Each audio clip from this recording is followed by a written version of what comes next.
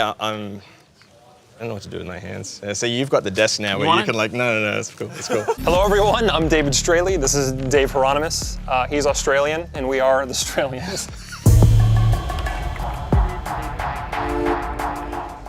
Today I'd love to speak with you all about what we're doing for Netcode for Valorant, and I kind of want to go through behind the scenes technically, like what that means to you as the player and what you'll experience. So one thing that kind of rings really clear to us on Valorant and to our designers is our philosophy on competitive integrity. So I guess in essence, right, competitive integrity is that for every single game you play, whether you win or you lose, you are in control of the outcome. Through no fault of the other 9 players or the game server, they will not hinder your experience. I mean, what this all means is that Valorant players should get some of the best network conditions in the industry with Riot Direct and with our 128-tick game servers. So Riot Direct, it is Riot's ISP. Most games via your local ISPs, you leave your house, bounce around a few different points, and then get to the game servers.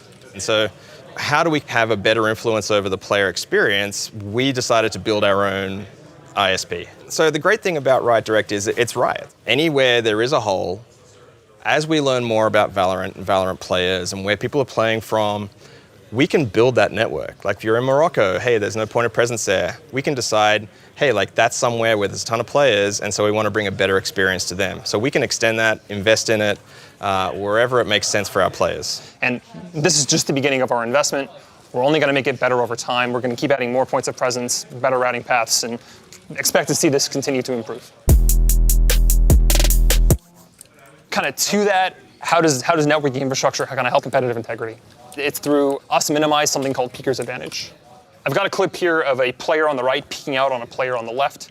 As the player peeks out, there's actually a window of time where he can see the opponent before the opponent sees him. This in its sense is like horrible for gameplay. We want to minimize this as much as possible. How does this happen? Why does this exist? Let me show you that as well. So I made a small diagram to kind of demonstrate. We've got player A and player B. Player A is stepping out on player B. And the reason for that actual delay is a network round trip from player A's computer to the game server down to player B. That entire loop takes that long before B realizes that A exists. So minimizing this loop is of the utmost importance for us maintaining competitive integrity. Let me kind of explain the player value in minimizing peeker's advantage. So one of the first examples I'll walk through is hit registration. If you look at this snap, we have a red outline and a blue outline. The blue outline is what you see as a player when you shoot somebody, and the red outline is what the server sees when it is processing your shot. When you shoot at a player in a game, the time at which you take that shot is actually different from when the server is running. The server has actually already moved on in time and gone into like future state.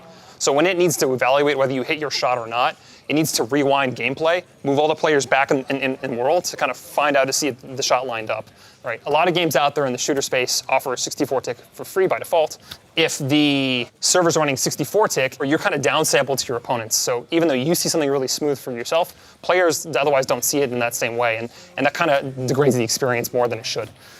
Our old networking code running at 64-tick, this is kind of the output you see. Not good, not great, but the heads are like closely aligned, but not quite like lock-on.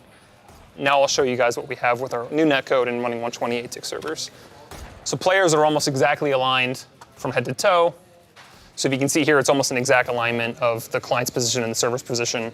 But we can go one step further and state, hey, if a client has substandard tick beneath 128, we can actually upsample that for your better viewing as a remote client. Now, they can only actually give input 64 times a second, but what we do is we guarantee the smoothness of the network delivery. So instead of seeing like choppiness in the updates, you'll see a little bit more smooth stream of player movement.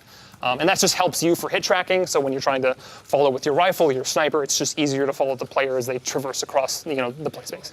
We've kind of been working night and day for the last several months to make sure, hey, all the kinks are knocked out of this thing. This is as good as it can be, because we know how bad it is as a player to have a situation where you go for the headshot, you land it, but the server says nope.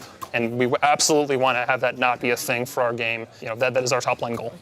I think the biggest thing is, with this game being in development for so long, like, I hope we've met your expectations. I hope you appreciate the care and the love that we've put into this game. We really do want to make a game that we enjoy as gamers, but that we think you will really fall in love with. And I just hope that everything is kind of meeting the mark there. But if we don't, Send us your bugs, send us your feedback in a constructive way, not in a toxic way. But yes, we're always looking to improve. Thanks for tuning in. We appreciate giving us the chance to kind of look in at a sneak peek of what we're doing behind the scenes on Valorant. Expect more of these dev diaries to come, and we'll see you on the battlefield. Yeah, see you out there.